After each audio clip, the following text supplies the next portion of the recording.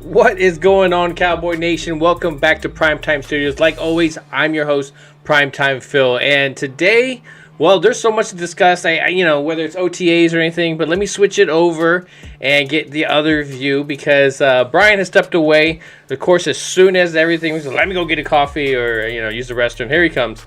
But like always, I'm your host, Primetime Phil, and like always, my co-host, GameTime Bryan, eventually back, but Bryan. What's going on, Bryan? I'm back. Sorry, man. Sorry. How's everybody doing, man? I'm doing good.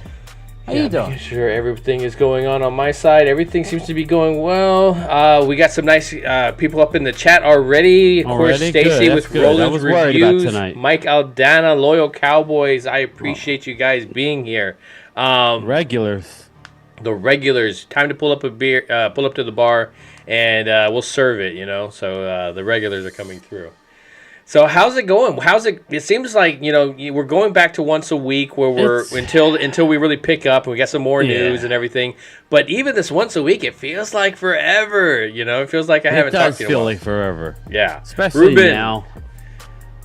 Ruben Walls, is he in? Is he in?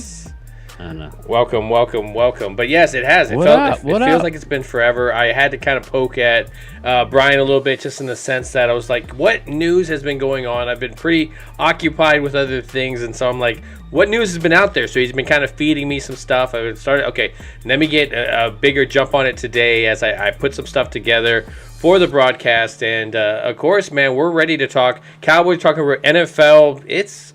OTAs at least got us feeling some stuff, How are you feeling, Bryan, about, it's the state of the franchise, I guess? It's a new era, man. It's a new era of football. And I think Mike McCarthy does a real good job with this. Now, the last couple of years, the Cowboys have gotten in trouble with the league. Somebody's diming them out, probably from within. That's just the way it works. That they're working these guys too hard. So this last couple weeks, it's really been no helmets. It's really just walk through, repetition, tempo, and this is everything that they need. The veterans, as you see guys like Diggs not really doing much, and that's fine. These guys. The established guys don't need to be really doing too much right now, especially on the defensive side of the ball. We need to see these rookies. Next week, you're going to see the whole team comes together, and they'll have 3 practices next week. It'll be really, I think that'll be more of a telltale of what's going on, but so far, so good, and we're going to break it down, and we'll get into exactly what. We do have a couple little nagging things going on, but it's OTAs, man. It's a new era. It's not like the olden days where they would beat the hell out of each other. Now it's light load. Yeah. Tisk for you thinking about it. Even if you think about it, I think you get fined as well from the NFL. Like, you thought about it for a second. There's your fine. Go pay it, Mike McCarthy. How dare you try to think about being violent? Right now, it's kind of funny because I hear as I'm doing this broadcast, I can hear outside it's like thundering, and it just makes me flash back to Mark earlier today. Yeah. I was working and I'm trying to get done so I can make I'll make the show, but I like to get home and I like to get a shower. I like to do my thing before I actually got that live. LeBron championship routine. Is that what it is? Yeah, it's like a routine, you don't want to be rushed around, but only Mark goes on a cruise in the middle of a damn hurricane season, nor'easter or hurricane season. But whatever. That's how you get. That's how you get the discounts, man. That's how you get the discounts. Right. Yeah. I was gonna say, like, once me and Phil really make it big, man, we're gonna do a cruise, man. We're just gonna invite everybody and have one big. We'll do a live stream from the boat. I think that would be cool, man. I think that would be nice. But that's for our future, man. That's something to look forward to, right? Yes, I love that. Yeah, 10,000 subscribers. That's about. See, we had it all planned out. It's all mapped out. 10,000, man. We'll go first on 1,000. We're gonna hit the chip, and then we're gonna go from there. It all escalates. Yeah. But anyway, speaking of escalating to something. I mean, we have some news about the Dallas Cowboys. with this offseason, with these OTAs, there's good, there's bad, there's some stuff that you don't want to hear about, of course, the injury bug, but it creeps in there. It's gotten a couple of people that it's just minor things, but you want to talk about that first before we go into bigger? Yeah, well, right now, the one main concern now, if you guys remember last year, Jalen Tolbert was already coming from South Alabama, right? We already established that his first year at South Alabama was pretty much a washout. It didn't do much. But by his senior year, he was literally a man against boys, snatching the ball, playing with confidence. And we saw it too. We saw the maturity. We saw the game that had happened. I mean, it was kind of one of those ones where you're like, okay, he may have like, you know, hit that switch and all of a sudden kind of gone to the next level. It's like, oh, CD Lamb, you leveled up, but, you know, like. Yeah, exactly. But, you know, he was banged up through all of OTAs last year and rookie minicamp. He wasn't on the field, and he was on the sideline. You know, like these small school guys, you can't do the mental reps. You need to actually get out there and do it. Mm-hmm. Now, the good thing is, and I'll get back to the Tolbert like a little later, but what I'm getting to is Luke Schoonmaker is on the sideline. He has the dreaded plantar fasciitis in his foot. So he is not. Now, I've had that. Have you? I know, Phil, if like here, you play college football, I know you've had it at some point in your life. Mm-hmm. I played a lot of basketball. That's where I got it.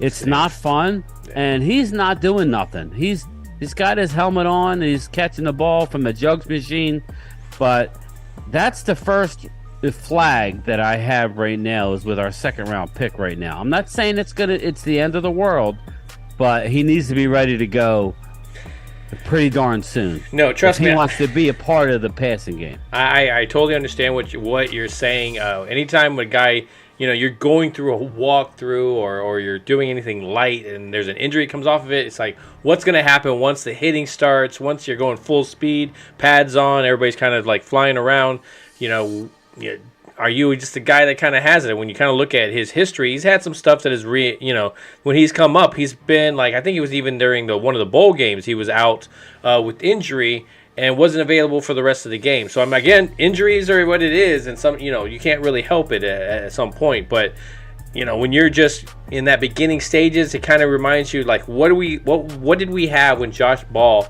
all of a sudden practice, he went down, and then they're like, okay, well, he's going to be gone for the rest of the year. You're like, ugh. Is he one of those guys? He's just going to be that guy that oh, he looks promising, and then boom, he's gone. Oh, he looks promising, boom, gone. And so. Yeah, exactly. So I'm a little concerned. You know, Luke is a little bit of an older guy, and that's only because of the COVID BS that What's up, everybody had to deal with. Yeah, I want to get to the chat. You know, Cowboys Mafia. Isaac Ramirez, what's up, my man? How are you? Thanks for joining the show. Brooklyn Joe, my boy, what's up? Rookies need more time than OTAs and minicamps can give you. Yeah. Carmel Corn, what's up? And I'm going to touch on a rookie that I am super high on, and we'll get to it shortly. But yes, I'm very, very excited about this class. Loyal Cowboy says Tony Pollard is ahead of schedule, and it does look that way. I mean, the fact that they were the first OTAs, and there were people, there's touching the ball, and you saw him. He's in that mix. He wasn't, he's going to be slowly brought in and stuff. No, they felt good. You know how this coaching staff is very quick to stop the brakes on somebody. I don't think he's ready to be out there. No, man, they're giving these guys, Michael Gallup, for example, Tony Pollard, they're just letting them go ahead. Just, do your thing out there, man. Yeah. Let the man enjoy his anniversary cruise in peace. Yeah. I'm talking about Mark. Mike, Yeah. Mike, he was locked. He kind of had to do that. I know Tracy ain't watching. Hi, Trace, if you are. But, he had to keep the peace. What's up, JoJo? That's one girl Loyal Cowboy, Ultra Cowboy. Under Loyal, can you see Ultra? No, I don't see him. Dude, man, you need to figure that out. I don't know how to figure it out if I don't have him. Homework. Yeah, I know you're out, doing your thing, but Ultra Cowboy says the Dalai Lama can't help Tolbert. Oh, come on, man. Ultra Cowboy, shout out to him. I was chatting with him on Mike Tagg's live the other day. Sometimes I catch Mike Tagg and Kelly Kane. Yeah. I try to catch it when I can. He's had some pretty good guests on there. I was talking to Mike off the or on the line, as they say. I want to do at some point, like we should do it, me, you, Mike Tagg, and Kelly, like a 4-way one night. Rolando Rodriguez. He could mirror the stream on his end. But we were talking about it. I didn't have a chance to talk to you about it, but that should be fun. Michael Dana, he says, Tolbert better have his nose in the playbook this time around. Mike, that's what I was going to get to. I might as well jump into it now. Tolbert has been to the Dak yard. That's what they call it. They call it Dak yard, which means it's basically Dak's football field behind his house. All off season, it has shown he is flashing in the OTAs, really impressively. So much so that McCarthy actually said something. Mike McCarthy's old school. Mm-hmm. He's excited about what he sees. So it's not just the pictures that we see of him flexing on with his shirt off. He's actually doing something on the field. So, like I told everybody, we need to relax about DeAndre Hopkins. Now DeAndre has since come out and said he wants to be on a team by training camp. DeAndre, if I were you, I would wait a little longer. Wait till August. He wants to be signed by July. Wait till an injury happens. Phil, you know how it goes. There's going to be an injury. Somebody's going to be like, okay, DeAndre Hopkins is out there. It's all about the money. He'll get more money if he just waits a little longer. I agree. But Tolbert is doing really well. Him and Dak are in lockstep with each other. Listen, I'm not going to lie to you. My main concern about this upcoming year is 1A and 1B. 1A is the new offense. What is the new offense going to look like? They're not going to throw away the old playbook, Phil. They're not going to do it. They're going to keep a lot of plays that worked, and that's the way to do it. But they also are transitioning to a new play caller, i.e. Mike McCarthy, and they're transitioning into a new offense, which is more of what we've been talking about. Slants. I mean, when I look at the defense, obviously, of this team, I'm like, I get extremely excited. And when you're talking about this offense, you got weapons everywhere. You got, definitely some guys on there. We got Rolando Rodriguez saying, "What's up, South Texas? The Cowboys should have paid Schultz. Go Cowboys." And then right behind, you got Cowboy Mafia saying, "Tight end not looking good in OTAs." And so that right there is like, you're gonna have you can fill in the room with some good guys in the sense of the roster.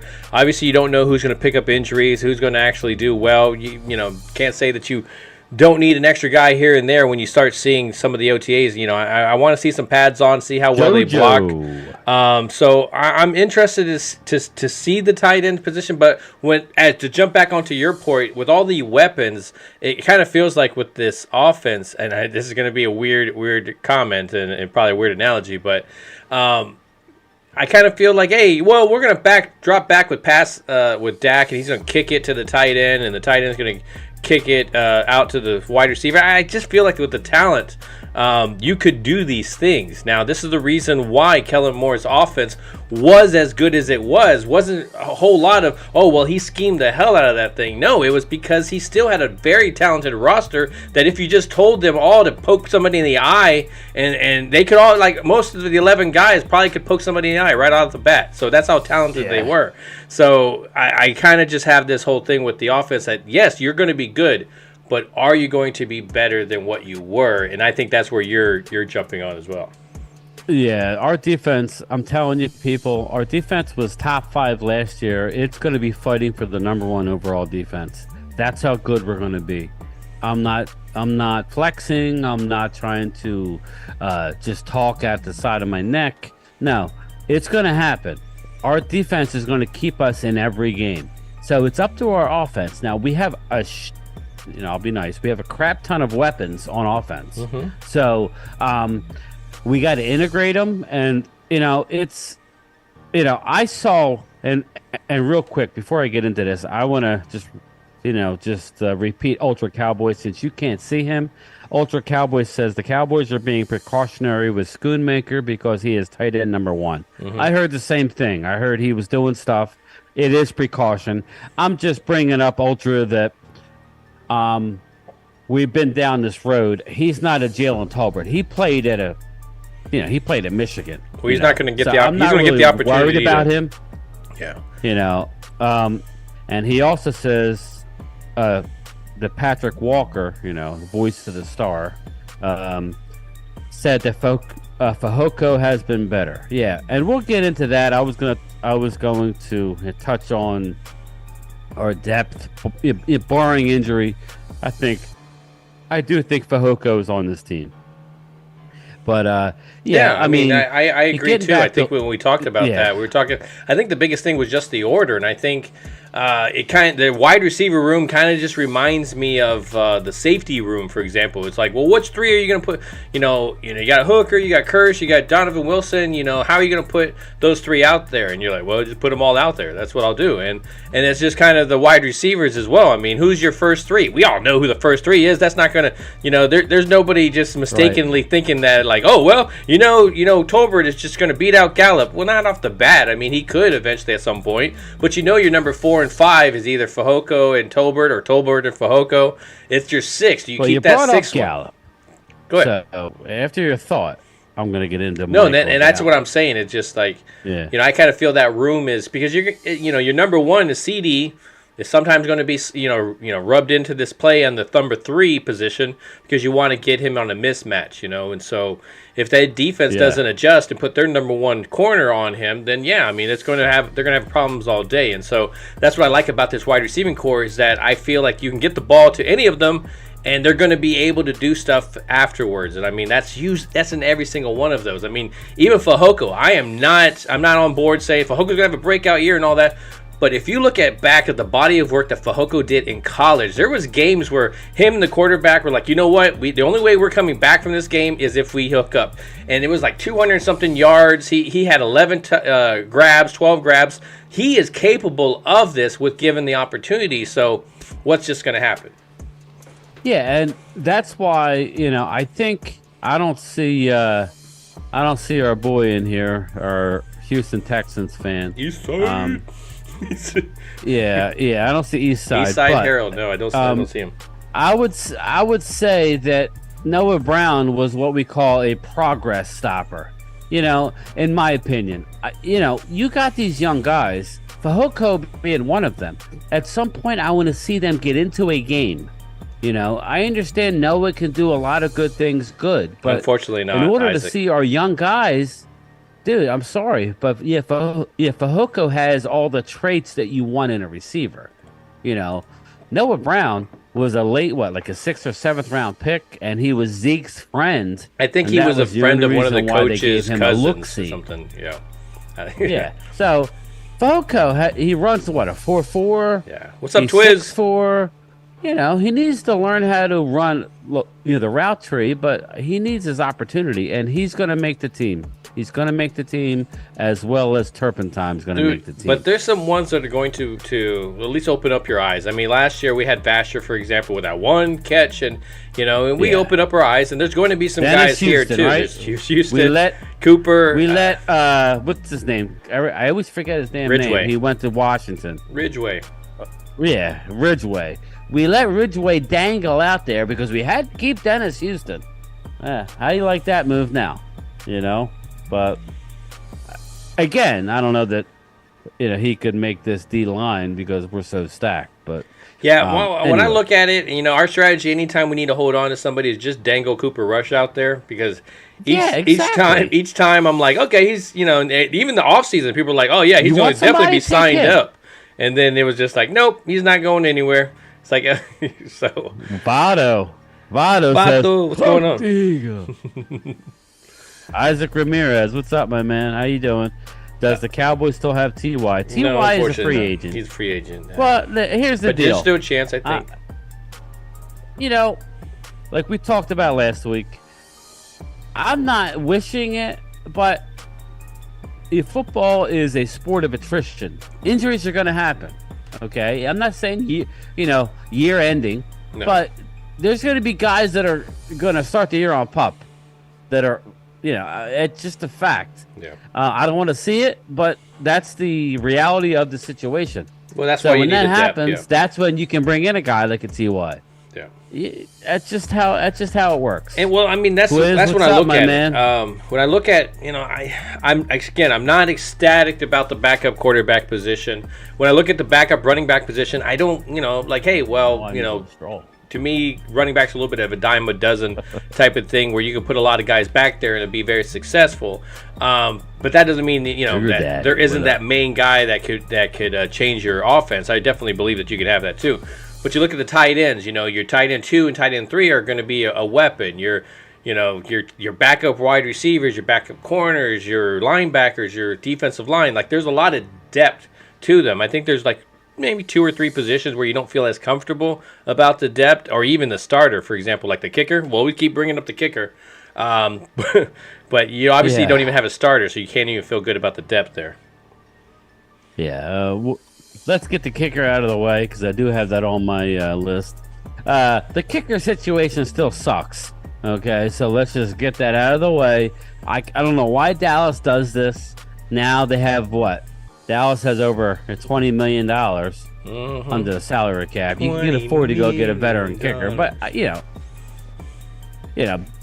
far be it for me to complain in OTAs about a kicker. So but I can assure you that the guy that's on the team now, he won't be our kicker, based on what I'm seeing. So that's fine. There's going to be kickers released. I just wish that if you really, I don't know, what's your opinion, Phil? If you think that you're that close to being a Super Bowl contender, wouldn't you just lock up a damn kicker? I mean, why maybe they're waiting to see what gets released. I don't know, man. The kicker. Why would you play this game? The kicker seems to be this new safety position. Go get Robbie Gould. He's 40. Who cares? Remember, like 3 or 4 years ago when we complained about the safety position? Why don't you just go out and get a safety? You got these name guys that want to come here, and nobody, you don't sign them, and then all of a sudden Dan Quinn comes in here. Maybe they just need a new special teams guy that says, hey, you know what? Kickers are actually important. Instead of Fossils going, let's go for 2. Let's go. Let's run an onside or something, after. Let's cut them off like my vasectomy. You're like, dude, come on. Come on, Fossil. Whoa. Well, remember when he was getting into all that? We were like, okay. Oh, yeah, I do remember that. You're right. I was like, all right, Fossil. Good memory. I forget all about that. But anyways, that's crazy. Rolando Rodriguez says, if the Cowboys want to run the ball more with 2 tight ends, they need their second round draft pick to step up. Yeah, and it's very, very true. Hopefully, that's more of the precautionary side on the Cowboys, and going, okay, well, these are just walkthroughs. Well, Rolando, the one thing you can count on is that Luke Schoonmaker, I don't care if he's got plantar fasciitis or not, he gonna block the hell out of somebody, because that's all he did in college was open up holes for the running back. When there was a play to be made, and I mentioned this a couple weeks ago, when there was a play to be made, it was behind Luke Schoonmaker. He's going to be tight end 1. The wingman. I mean, that's just the way it works. Mark Holmes is in the house. He's coming. I don't think he's on the ship yet. Miami. I think he's in the hotel. He's probably at the open bar. Yeah, my man. Look, he's already setting up. Well, I hope it stays clear for as long. I know in the afternoon you can kind of plan it to when it's going to rain. It's kind of like that Back to the Future 2, where they're like, oh, it's 1 o'clock. It's like, all right, it's clearing out here and there. That's how it gets during this time of year. So just kind of keep the pattern, and hopefully it doesn't rain too much on you, Mark, and you enjoy yourself. Ultra Cowboy says running behind Martin, Steele, and Schoonmaker is going to be special. Your thoughts? I agree, but go ahead, Phil. What do you think about what he's saying? That's the one thing about it. Like when we were thinking Tyler Smith last year, what's going on with the guard? He has to kick out. You're going to put somebody in there. Okay, then you have Biotish. The one thing that I always was very happy about was once Collins was replaced with Steele, the running game definitely improved huge. And so he's right. The Zach Martin Steele combination has been incredible. And again, what we said last episode was that I was kind of on that same wagon when I said that I thought Steele played better because of Zach Martin. But now to see, Tyron Smith go in there last year and not play the greatest, okay, well, maybe it wasn't all just Zach. Maybe it has Steele had a lot to do with that. And so as you see Steele's body of work this offseason, I would have to definitely agree. Martin, then you have Steele, and then, of course, getting a great tight end that can block and Schoonmaker. Whether it's even Jake Ferguson. I think Jake Ferguson, of course, is a little bit of a step down when it comes to the blocking. But, he's still amazing. But Remember, he's not bad. He's not like no, and still, I get excited about him being in this offense. So don't throw me in the category if I'm a hater on Jake. That's my guy. It's just exactly. The potential in We're on Schoonmaker. record as we were on board with the pick. We wanted the pick. We got the pick. The pick worked out just because they went and got Luke. In this type of offense, they're going to use multiple tight ends. I agree. And I think that's also where Isaac is saying here. He goes, I'm excited for Deuce Vaughn. I mean, when you lost, for example, Tony Pollard last year, you didn't have that guy that could give you that same energy, that same kind of like, oh, you got him out in the outfield, and all of a sudden, bam, he's just gone. And that's how Deuce Vaughn can be. You lose a Pollard, you put Vaughn in there, and your offense doesn't skip a beat. Yeah, and I'm getting to Deuce. Like what I'll say about Deuce is, I'm going to touch on him now, and then I'll get to the chat. There's a couple of guys I got to get to. Deuce Vaughn, he's a playmaker. When the ball's in his hands, the defense has a hard time finding him / tackling him. It's weird because he's so small, but yet so elusive, Phil, that you need to get the ball in this guy's hands. It's going to be exciting because linebackers have no shot of tackling this guy. It's got to be a gang tackling type of thing. He's even good at two-hand tag. Like, you just like, woo, you don't even get him. He's just one of these guys. He puts his foot in the ground, and he could go 4 ways, and he's going to beat the linebacker every time. So, but yeah. Ultra Cowboy, I know you can't see him. Well, first, Dano says Maher had a very good year besides the Tampa game. And I keep saying that, Dano, but he's lost. Has he lost his confidence? That's my question. The problem once that happens is the problem is, Dano, with Maher was he mentally lost it. And you know how you could tell? You could tell because he was hitting the 48-yarders, if you remember in the playoff game. But it was the extra point / 38-yarders, you know what I mean? The ones where he was seeing ghosts out there, and he just kept missing. You can't afford to roll with a guy like that. But Ultra Cowboy says, I believe Cowboys will sign Gold or Crosby, and he hit the name. They're gonna get Mason Crosby. I didn't realize he was out there, but that's McCarthy's guy. That makes a lot of sense. So, and I'm fine with it. We don't have to have a Pro Bowl kicker, but we have to have a better kicker than who we got now. I think they realize that. They're just waiting. So that's fine. Whatever. His East Side. Speaking of East Side, you said his name enough times. He's in the house. He's in the house. Just talking about you. What up? Yeah, he said it's like Beetlejuice. It's like he saw the bat signal. I sent the signal up. He saw you, and you popped out. Nice. Twins is saying CD needs to line up as the actual X receiver. Then maybe he will be top 10. 867 of his yards. He was already top 5 last year. Come on, man. Stop. Look at the numbers. He was already a top 5 / top 3 receiver. I was more. I was more like I love his skill set. I think he's coming to the league. He's always had the skill set. It was just concentrations, whether he was going to be able to focus and catch all the balls that were given his way. I think what happened with CeeDee Lamb a lot of times, if he had a good game and then the pressure was on, it's like, look, CeeDee Lamb needs to be the man in this game, or they will not succeed. He would just kind of disappear, and that was before. Again, one season doesn't make your whole career, so we'll see if he continues that line. But I know that last year when they go, okay, look, we need a big game from CeeDee Lamb, he developed last year, and so I would like to see if he can continue that body of work, because that's really what makes a true champion, is if he goes in every single year and does that same thing, not just in 1 year. Yeah, well, CD, ever since that drop in New York last year, remember, early on in the season, he had the drop where he was streaking down. Mm-hmm. Ever since then, he heard the noise, and he was a beast, a man amongst boys for the rest of the year. That's a fact. CeeDee Lamb is a top 5 receiver in this league. Him and AJ, he actually had more yardage and touchdowns than AJ. Now, the only thing I'll say to Twiz is I'm a big Devontae Smith fan, and because Dallas didn't have Amari, it was basically CD and a bunch of whats, because Gallup was coming back from an ACL tear, which I want to touch on since we did bring him up. Michael Gallup is back to being Michael Gallup finally. Everybody's saying it. The writers are saying it. It's night and day what they're seeing now as opposed to what they did last year. Now, my question to you, Phil, is why would they rush Michael Gallup back? I mean, if you're an executive, if you're a coach, and you just signed him, a player to a long-term deal, why would you rush him back? Because you don't trust the depth that's behind him.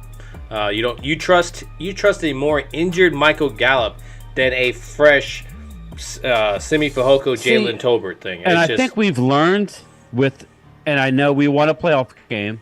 Everybody thinks Dallas just sucks, because they haven't gone on to the Super Bowl. We did win a playoff game on the road. But I think they needed to look bigger picture. I just do. Mm-hmm. I do think that they needed to look bigger picture when it came to him, and they should have let him heal up more. Injured reserve him, kind of opened some roster spot. That would have made Tolbert have to step up, you know. Sometimes, I don't know. Well, that's even, for example, they went with Noah Brown. They went with Noah Brown over just even seeing what they had. Eastside's guy. That's Eastside's boy now. Like, when I look at it, it's like, okay, there's sometimes, I totally get practice. He's not looking great. He's not running his routes. Maybe he's off, whatever. Then there's just times where I know that when the game comes on, there's ballers. There's guys that can ball when the lights are turned on. And we didn't even get to see that opportunity with a lot of these guys. So that's where I'm kind of like, why was Noah Brown in there? Why were we putting Gallup in there when obviously he wasn't ready? We call that progress stopper. Mm-hmm. Hey, listen, East Side, I can guarantee you one thing: Noah Brown is going to be one of your best special teamers, and he's going to give you a clutch third down catch. We're not I'm not going to sit here and argue, but when you have young guys that need playing time, is Noah Brown that much better than them? I think Noah Brown's going to be better just because he's not going to have all that pressure as he would in Dallas, for example. He's a young team, he can be a leader and stuff, and now they're, obviously people are relying on him, but I don't think it's that same type of pressure. Let's go to Mr. Rodriguez here. He says, Do you guys think the Cowboys are going to re-sign Zeke for $2 million? He is still a good player. We've jumped on this thing where we are big Zeke fans. We are big Zeke supporters, but I don't think Zeke is the right person for this job, for this team. Now, would I rather have Zeke than like a Ronald Jones? Yes, I'd probably do that. Me personally, I would have rather had Zeke than Ronald Jones. Yeah, nothing against Ronald Jones, but I don't think that the difference is that much, and I would rather roll with my guy. And I would rather have a guy that's everybody loves in the locker room, a leader and stuff like that. Yep. It's like, I totally want that. But at the same time, that's a good transition. Because my memory it sucks. You brought that up, but Tony Pollard, and I don't even have this written down. That was a good point by Phil. Tony Pollard, did you happen to see his interview? He looks like he's refreshed and happy that Zeke is not there. By his comments, he's like, the room is great. He was like, the birds were chirping in the morning. Oh yeah, it was nice. Great to be alive. I mean, I was surprised by he didn't hammer Zeke, but he was just like he doesn't have those loves questions. the room. Yeah, you would think he would say, but listen, the bottom line is Zeke made $70 million running for the Cowboys, right? Pollard sees the writing on the wall. He can't afford anybody else. He's on a 1-year deal. Yeah, he needs to have a big deal, whether it's in Cowboy in his future, whether it's in Dallas or not. He don't really care. He's got to do what's right for his family, and I totally get it. Yeah, Dana Jet says Zeke ain't worth $1 million, and that's might be pretty close because not everybody's just jumping for him. I mean, let's try to get jersey I'm not sales. Go that far. But I mean, if he's signing somewhere and he's not. Unless they're needing a running back. Okay, we got our running backs that went down, and we need somebody desperately. Now we're going to pay to get him. He's going to get a league minimum, $4 million. That's what he's going to get. You think so? I don't know, man. Yeah, he'll get $4 million. He's gonna, if he's agent is smart, he'll wait until there's an injury. Wait till one of the Eagles guys gets hurt, because the Eagles got Rashad Penny and DeAndre Swift. My son loves Swift for fantasy, but he always gets hurt. That's the problem with these guys. So it's like, and we shall see. If he was smart, he'll sit back like DeAndre Hopkins and wait until there's an injury to a main running back / receiver, and then you go to that team. Now you hold the cards. There's a lot of teams that have money. Yeah, he says Zeke's not getting $4 million, 2 tops. I was thinking maybe 2.5, just because of the market that's there, when they're going to need him. Libra, how are you? So yeah, I could see that. But at the same time, I would not be surprised if all of a sudden you just saw him, veteran minimum kind of thing. He's not getting 4. Yeah, I would agree with that, but I'm just saying, in that range, 2, 3, 4. That's what he's going. He ain't going to play for the minimum. Yeah, so it'll be more like 3 points something, probably for 1 year. That's probably what's going to happen. So we'll call it in the middle. Yeah, and I'm Doge man. Jet, I would have rather seen him. Show. I would have rather seen Pollard test the market. Yeah, just when you see the rest of the league and what they've signed. I mean, yes, you can have them come back in a year for the year, but it's just like, you're excited that you see him participating in activities. It's not like Michael Gallup where you're like, okay, when you're coming off of that type of injury, you need to let that first year go, and then the second year, that's when you're going to be yourself. And everybody kind of knows that. So, that Tony Pollard, you're kind of gambling, thinking that, okay, I'm going to throw $10 million at the recovery year and hoping that he's going to be the same. And so that's the part that is hard to kind of wrap your head around because, okay, I understand what you're paying for, but at the same time, it's just like, it's sometimes with some of these veterans that you come through, you're paying for the name and what he's done in his career, hoping that maybe he'll be able to pop that 1 year back out. So that's my hang up on that $10 million contract. Just seeing what everybody else was kind of getting on the market. Yeah, I took a bit of a hit when it came out. I said you let them both go. Mm-hmm. Here's the deal. I think Tony Pollard would have been back with us regardless. It just wouldn't have been at the 10.1 franchise tag. It would have probably been at an 8 point whatever. But I'm not going to sit here and squabble over $2 million, especially when we're sitting close to $21 million under the cap. That's fine. The more I think about it after it's done, I think Tony Pollard can definitely be here long term. I really do. And I think the number will be lower than what it's been in years. You see what people are getting. And finally, you see, Phil, that the Giants running back has finally signed his tender. So, we were all saying, you better sign it before they rescind it. But Saquon finally signed it. He is now playing for the same money that Tony Pollard is playing for. So, that's a smart move. Yeah. I don't know what point he was trying to pull, but especially with a guy like him who's very injury prone. Saquon, that's the thing about the Giants that can be dangerous. Saquon always kills the Cowboys, and Saquon is ultra talented.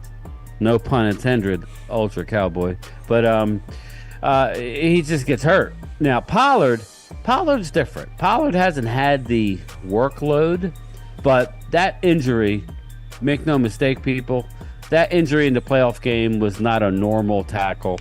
That was a bordering on a horse collar type of situation. Yeah, we've seen some, Mark Hutchins, some guys. Welcome to the show, my man. Yeah, we've seen some guys kind of go down with that same exact injury. So I don't hang a whole lot on there.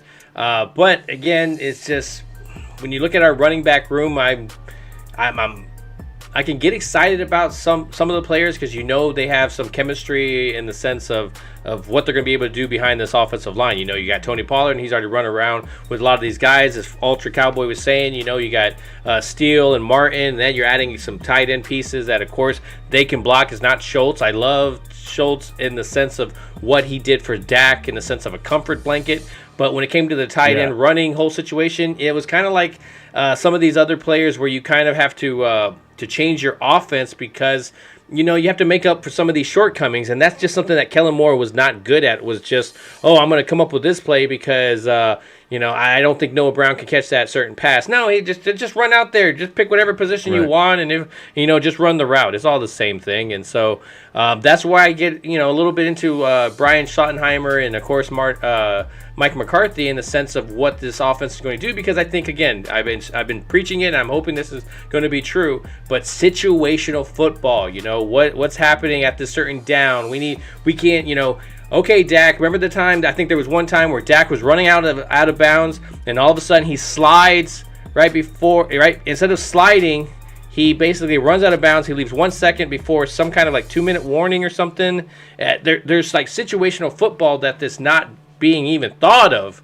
and hey, throw it out the back of the end zone, do something. Just those little things I think they're missing a lot of, and I'm hoping really is that when you have a guy like Mike McCarthy more in the Dak guy like Dak's ear, that we're going to change a lot of this stuff. So sorry to get rambling on that stuff, but those are the things that I get upset about when I looked at Kellen Moore's offense. So, when we're looking at the OTAs, what are you seeing in the sense of Mike McCarthy? Is he doing more of the play calling, or is it Bryan? What's going on here? That's the thing. Yeah, I'm glad you brought that up. Mike McCarthy is in the head. He's in the headset. If you heard Dak was kind of breaking his balls a little bit. Dak was saying, he has to get used to that accent. But yeah, he's definitely getting involved, and I'm on record, and I'm going to tell you guys right now, that's my main concern. It's 1A, 1B. It's our offensive line gelling, and I want to touch on that. And Mike McCarthy, Mike McCarthy is an average coach. He's, I'm sorry, but he's not the best coach. He ain't the worst coach. He's middle of the pack. I like what he does. I like how he takes care of his players. But it'll be interesting to see him calling the plays. Didn't always work out with Aaron Rodgers. I don't know if it was an indictment on Rodgers or him. So that's a big question mark, is our offensive line. I don't know. You think about Mike McCarthy. I really like him, but it's now or never for him. Yeah. I'm sorry, but if we don't get to the Super Bowl this year, I don't know if I would just throw it away. I mean, to me, it's just like, I think Dan Quinn is going to step in. Unless you're replacing him with something like that. Mark Hutchins wants to say, no. Do you honestly feel good about the run game? This is what I'm talking about with the offense. Now, do I feel great about the offense? No. Right. With each weapon, where you're talking about the running game, I was excited last year going into it because you got Tony coming back, you had Zeke and everything, and so you were excited about the names that were there. Are you excited because you don't have as many names? But I do like the body of work that a lot. I mean, when you look at Malik Davis, he was playing pretty well by the end of the season, running through this offensive line, and it just wasn't given a whole lot of opportunities because, of course, Zeke was taking up a lot of that. Now, if you take away what Zeke has done, I mean, you got a Ronald Jones type of character, or, Dalvin Cook is another name that keeps floating around that, you take up that position. So you feel better about it by that point. But when you look at, Tony Pollard's going to be your main guy. There's a lot of guys in this chat, and I would have to agree with them. Tony Pollard's not a 25, carries a game type of back. And if he is, it's going to be game 4 of 5 by the time you're going to see some wear and tear. Yeah, Tony came out and said this room is stacked. You know, and that's where but that's exactly what I'm saying, in the sense that you can look at a Malik Davis and get somewhat excited, but you're not going, okay, Malik Davis is going to break all over this defense. You're not looking at a Deuce Vaughn. You get excited about Deuce Vaughn's body of work, but you don't have anything to really compare it to. Aren't you excited that we're going to have a committee type approach? Because I am. I like it better to the running back compared to the wide receiver. Remember our wide receiver by committee bullcrap? Yeah. So I mean. So when I look at the passing game, okay, I'm going to continue this rant, but when you go into the passing game, I love the receivers that we have here. I love that fact that Dak can throw to these tight ends and wide receivers and the stuff that you can do. Everybody can kind of switch around and play different positions. What I get scared of is the offensive line blocking for Dak.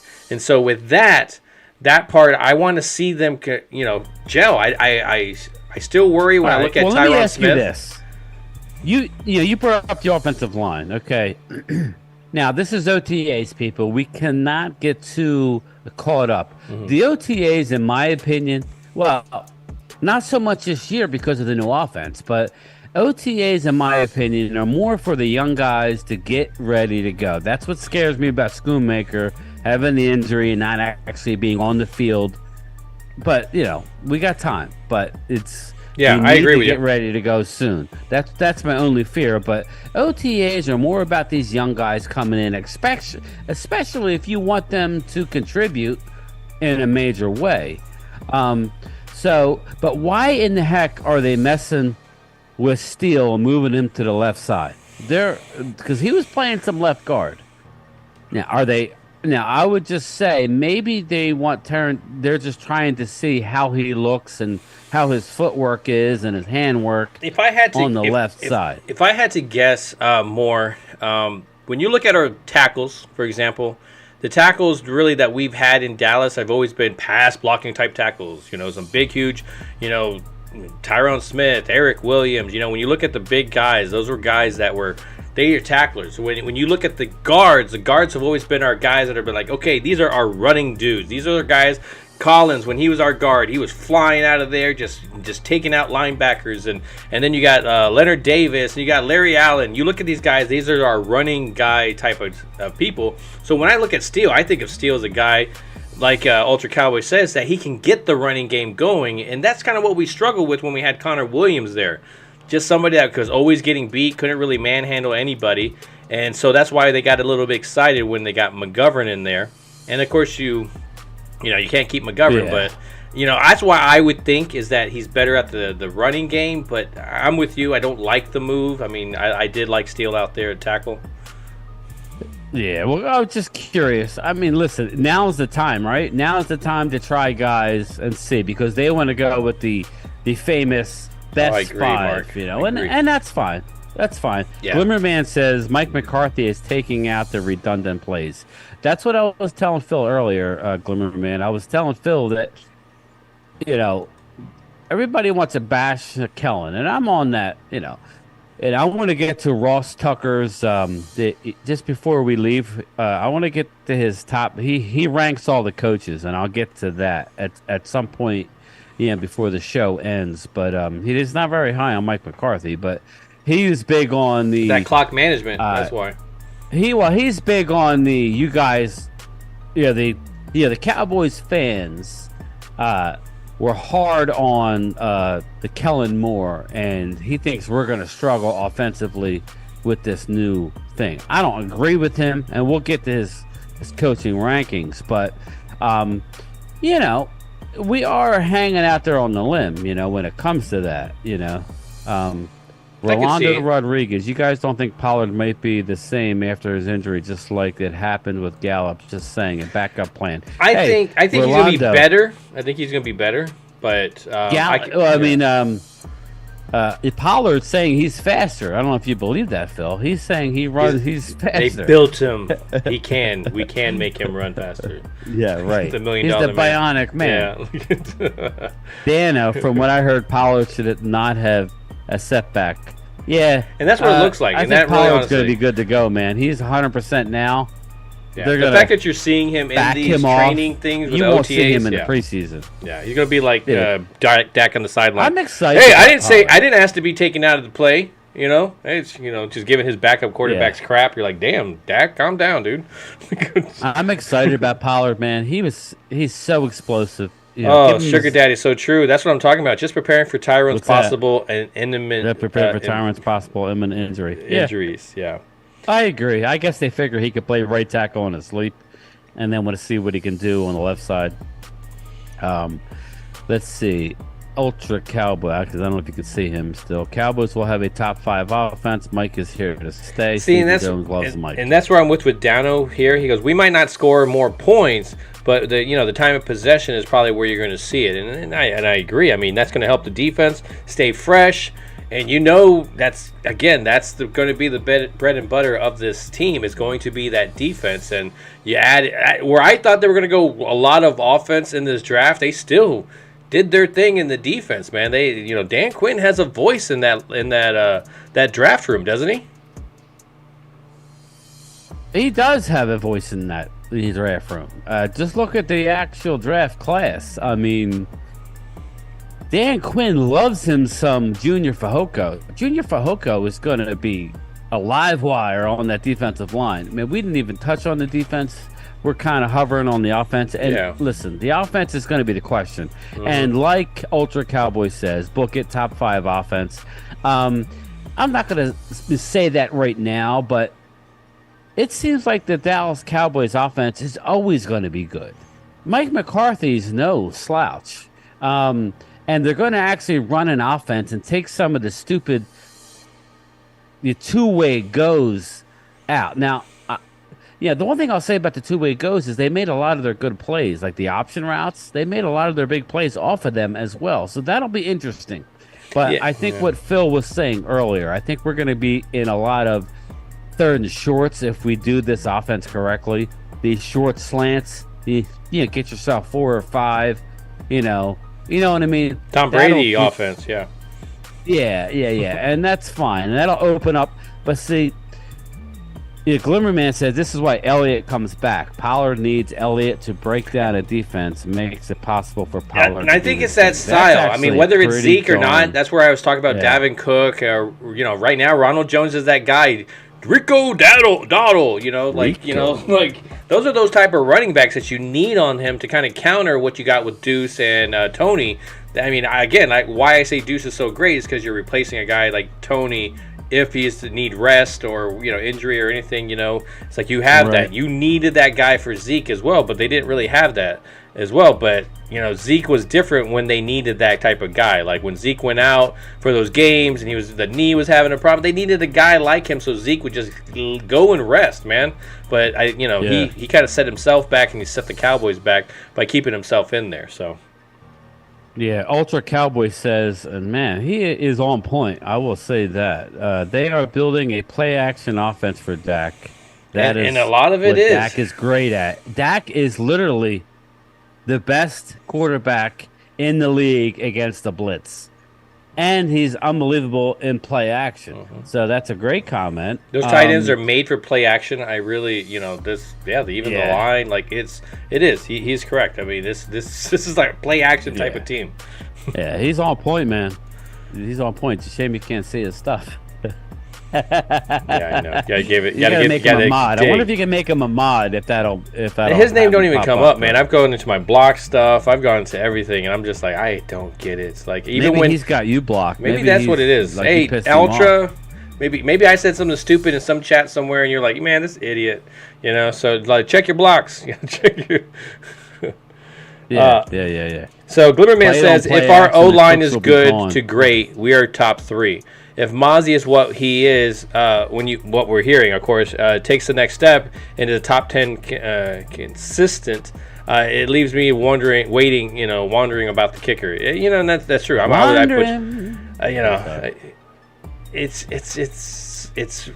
It's right where you're saying, man. Why are you messing around with this? Why is it something? If you really think that it's kind of like last year. pull it. Go ahead, get that guy, bring him in, get this defense. Man, what happened with Charles Haley? Like couldn't get over that hump. Boom, Charles Haley gets added to the roster. All of a sudden, they're a contender for the Super Bowl.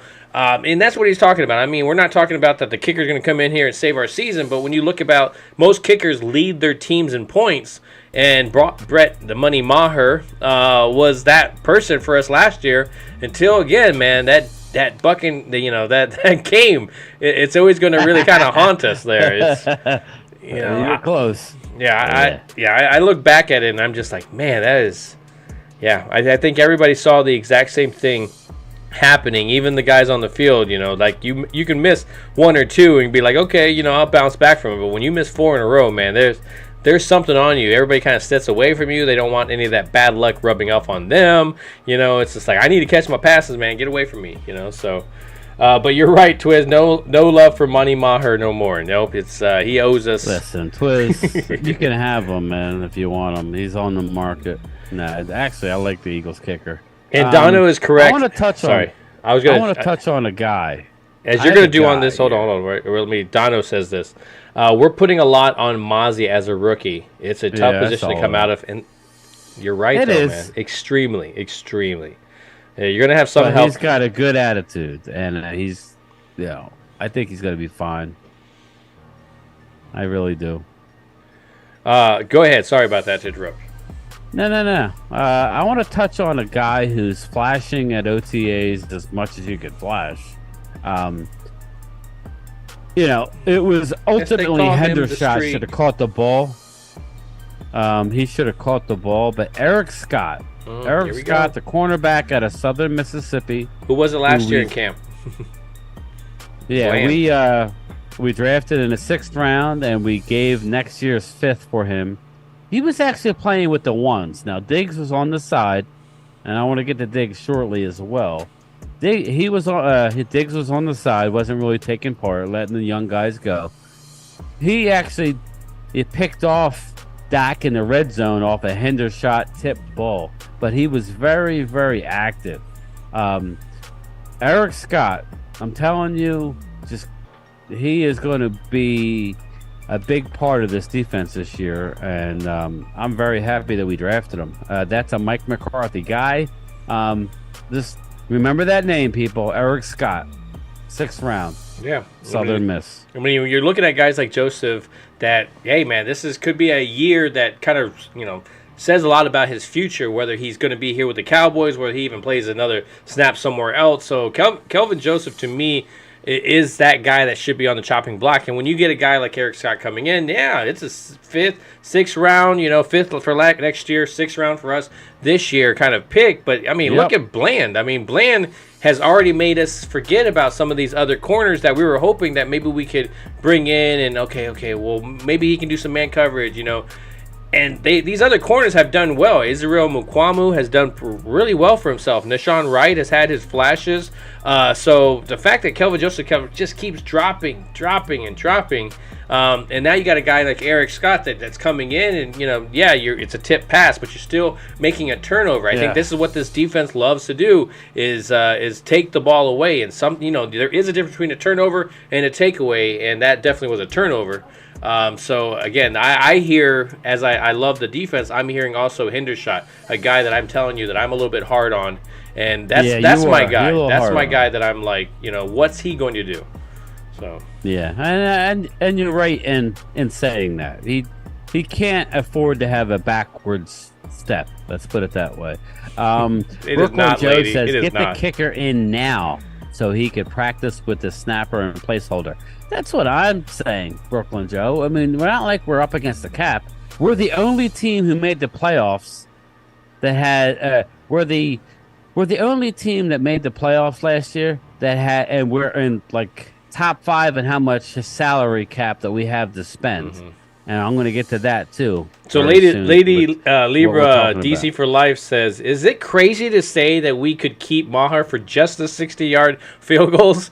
I felt more comfortable when he would kick those 60-yarders than when he was in 30-yard. I was like, oh, here we go. Yeah. The 30% field goals. And then the other ones, the 60-yard ones, are like, he's got this. I'm going to go get a beer.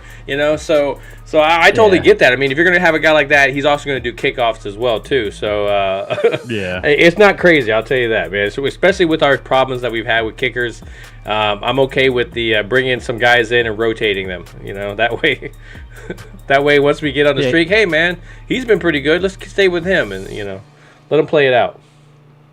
Yeah, well, Glimmerman says, Scott may be a player. There is always that guy that comes in like Bland or others that get around the ball. Diggs regressed, in my opinion. Diggs was more of a shutdown guy, though, Glimmerman. He didn't have the interceptions. See, he can't win for losing. When he gets all the interceptions... People complain that he gives up, like 20 yards, plus yard plays. Then when he says, okay, I'm not going to be as gambly, risky, and shuts down the passing game, and then he gets what? How many 4 or 5? Did he have? I think 4 or 5. 5, I think. Yeah. Which is still really good.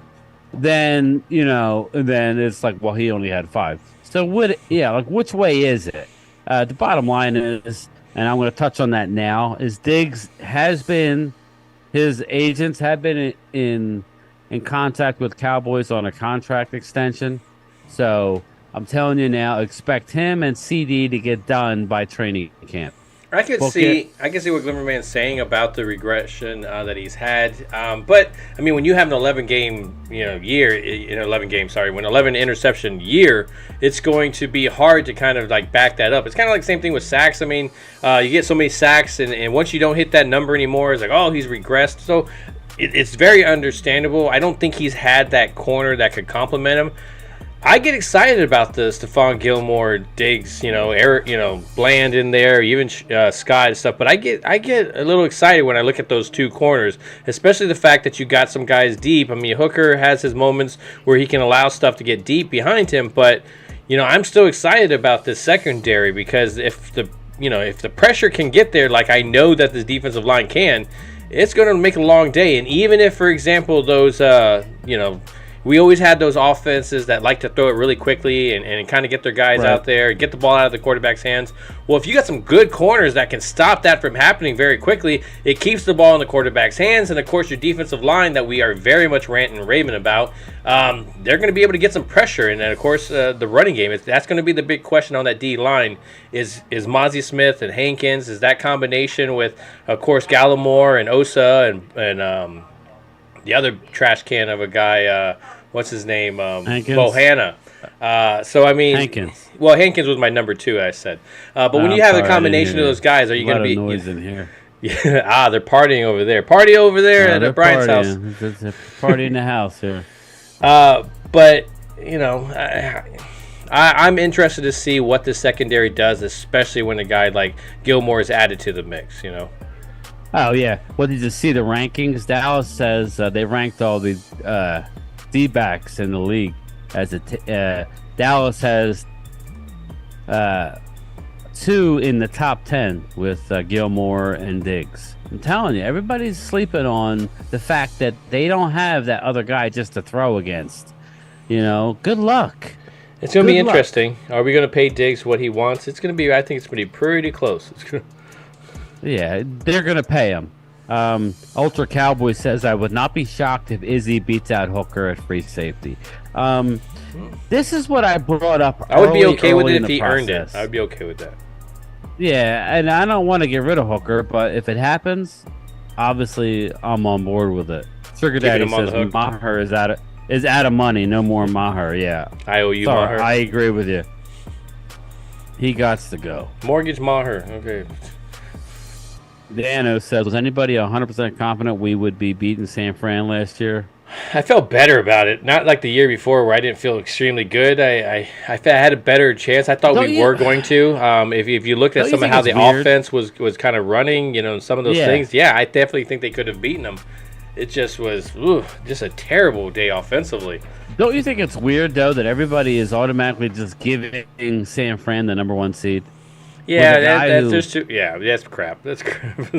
I mean, think about their quarterback situation. I like their quarterback, but he's coming off major surgery, and it's year 2. You know how that works in this league. Just like Sam Howell's going to see in Washington when you're game planned for.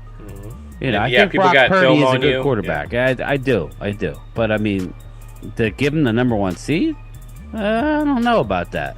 I think he's going to rely. I think that goes a lot on the defense. By that point, you know, you're thinking defense wins championship, and they got a hell of a defense.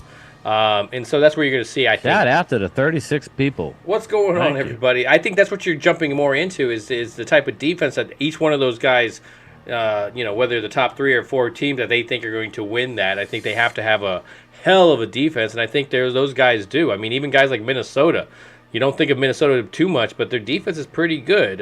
It's just that wishy-washy offense that that some of those Viking fans have been relying on that just doesn't produce. So it says in 49. Glitterman says in 49 games that pick in the red zone by Dak killed us. Elena. In the 49ers game. Oh, yeah, the 49ers game. I think there's some things. I mean, as Cowboy fans, you're going to have those moments where you're thinking about those things. The one that jumps out to me is when I look back at that game, I think of Turpin, man. The Turpin not cutting correctly, and that would have been a touchdown. And so I look at that and just be like, man, that to me kind of lost the game. I know there's more than just one play that loses it, but that was one of those ones where I was like, oh man, that would have busted the game wide open for us. So coulda, woulda, shoulda kind of things, But I know in this team right now, there's a lot of young guys and these guys that we've added. Mozzie definitely was a need, but we love his energy that he's coming on. You're hearing great things about Mozzie. Again. The injury bug is always going to be a big, huge thing, especially if he's going to get involved in the passing game as well and stop trying to get to the quarterback. Okay, how long is he going to last? Is the rookie wall going to hit him? So his conditioning needs to be there. So I'm interested to see how he starts the season. Is he going to be one of those guys that you only have him in there for 2 plays out of the 4? So I think there's a lot of question marks there, but I think he definitely is a big corner piece to this defense. So I like seeing that they drafted the defensive tackle in the first round. Again, we've all talked about when's the last time they did that, and that one turned out really well as well. So, yeah, I agree. Primetime and GameTime. Diggs isn't practicing, so you guys think he wants a new contract before he steps on the field? Go Cowboys. That's I don't think so. Rodriguez. I wouldn't think so. Nah. I mean, I don't know what do you think? I don't think Diggs is that type of guy. Rolando. Yeah. There's no need. I think the camp is where you'll see it. He'll pop out, but I mean, even that's probably gonna be limited with all our stars. You know what it is, Phil? It's this extra game. Mike McCarthy is going above and beyond to protect his players. Well, he already knows that the Cowboys, because of their popularity, their schedule is usually more tougher just based on travel and times and playing night games than usually other teams. So I think he's just being extra careful. Yeah. These young guys, it's their time to shine right now. They need to go out and prove, like Tolbert, that they deserve playing time, just like the preseason. Don't expect anybody of substance to get in the game. It's going to be all young guys. Dallas will go 1-3 in the preseason yet again, or whatever, however many games they play, and that's fine because you want to see the young guys. So I would say Ultra, it's more of just being extra cautious. There's a lot of wear and tear, long season. No need to panic. No, I agree. When it came to that moment, I think that was a lot of things when we had it within our offense. There were some things that you just never saw changing. I think the type of play calling, the screens that we were all so sick of, those things kept popping itself up. And so I'm hoping that I'm not saying to totally abandon that whole thing, because you do have some guys here that can run that screen very well. Some of those wide receivers, running back screens, any of those things. I just didn't like it being this is the game plan. I don't want that in that first drive. Game. So I'm excited for this, but yeah, like you said, Bryan, before, there's a lot of question marks with this offense, and that's what we're questioning. And anytime that we're talking about this team and how they're going to perform, and But then again, like they're saying in the chat, it's just the offense can score less points as long as the time of possession is better. Yeah. So yes. I agree. So this camp has shown a lot of things. Even though we don't have the pads on, you're not hitting each other. There are favoring some people over others. But either way, you got football in the air, Brian. Football is in the air, and it's been a better offseason than last couple of ones. So, I mean, with the movements, stuff to actually talk about, how these people are going to impact this team. There's a lot of new faces, but at really good positions, you know? Yeah. I mean, I'm excited about, the young players that we got. I'm actually excited about the new offense that we're going to run. It's new, it's fresh. Let's just hope that we can dial it in and get ready to go. But I see Twiz is still here, and I would say I think the Niners are getting too much hype. I think it's really going to come down to old school Dallas Eagles in the NFC. I really do. I really think, barring injury, they're going to be the top teams. And I can see that. I can definitely see that. It's good and it's bad because, we're right within the same division. We're in each other's way. Let's be real. We're in each other's way every single year. We are. If we were taking on other divisions, we'd be dominating those divisions. And, look at the North, look at the South, look at, how that whole thing is looking. And, if we were throwing in those mixes, we'd be, again, I'm crap talking, but, I know we'd be dominating those positions. And really, when you think about it, Dallas should be in the NFC South. So so that always really confused me like hell. But anyways, well, it was funny, Phil. Real quick, I was listening to some Philly radio today. I know Twiz probably knows WIP, WKYP in Cincinnati. They were talking about how Dak, just the Eagles can't stop Dak. That's their mantra this year, is not allowing Dak to beat them and put up 40 points this year. Glenn Macnow was talking about that this afternoon. I was listening to him while I was working. Him and his Posse. It was not Rob Ellis. It was anyway. It was one of the sports beats guys. They were saying Dak just, especially in Dallas, just owns the Eagles defense. So they're really trying to limit that this year. So it'll be interesting. Well, I'll touch on this coaching rankings next week. I don't need to do it tonight, but it is a slap on McCarthy.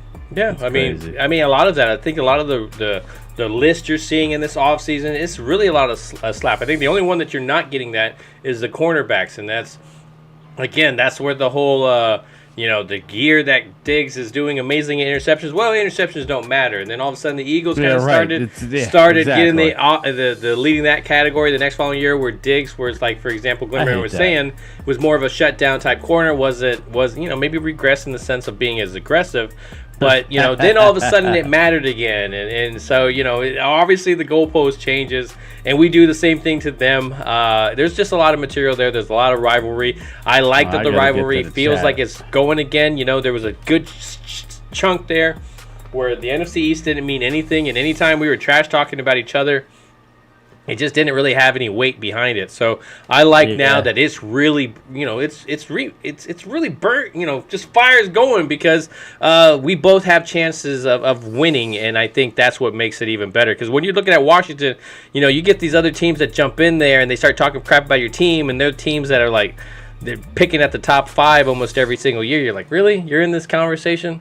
The Giants, good for them. They did great last year compared to what they should have been. Do you see them being better than they were last year, Brian? I do. Yeah, I do as well too. But that doesn't mean that doesn't mean their record will say that. I think they got really lucky with a lot of the games last year. Now, whether they're a better team, I think I could still say they're a better team and probably lose more. But they're growing pains. Yeah. I agree.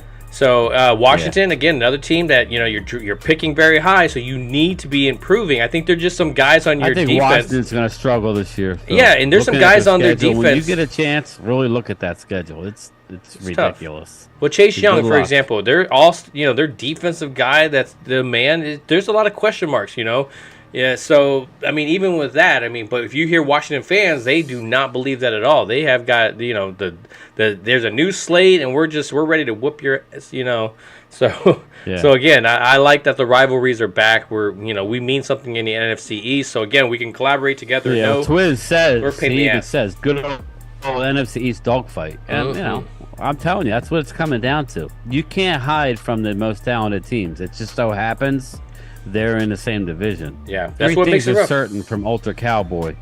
He says death, taxes, and Dak dropping a 40 burger on the Eagles. He loves Shots his burgers. fired. He loves his burgers, 50s and 40s. Ultra Cowboy Eagles were so high on Hurts that they wanted to trade for Russell Wilson. Yeah, we didn't even touch on that. Oh, yeah, I heard about that It one. did come out this week that they had a trade. They agreed to a trade with Seattle for Russell Wilson prior to the season. That just tells you right now Howie Roseman must be doing everything right in his life, because he's hitting triple sevens.